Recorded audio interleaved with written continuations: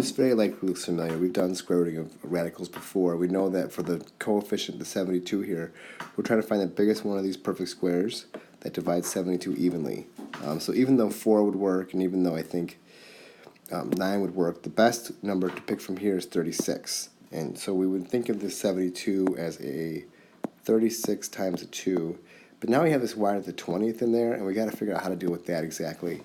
And the basic idea here is when you square root something, you're trying to find something that multiplies by itself to give you whatever's inside the square root symbol, right? That's the whole thing. Square roots tell you what you multiply by themselves to get what's inside of them. And so I need to take y to some power and end up on y to the 20th.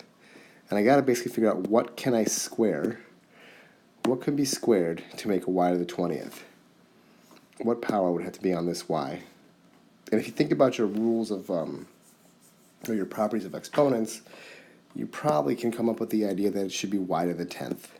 Because we know that if we have a power to a power, we're going to multiply these powers. And so if I had y to the 10th squared, these would be multiplied together. That'd give me y to the 20th.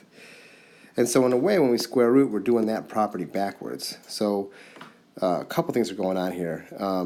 But basically, if you're thinking, could I have just started this problem off by thinking about dividing this by 2?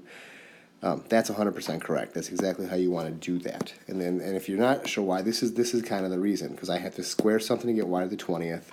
I know that I'd multiply powers together, so the question basically becomes, what times 2 would give me 20? And of course, we all know if we had to solve this problem, we would divide both sides by 2. So back to the original problem, I'm going to square root the part that I can. So the square root of 36 is 6. And then the square root of y to the 20th is going to be y to the 10th. And then this little 2, she's still trapped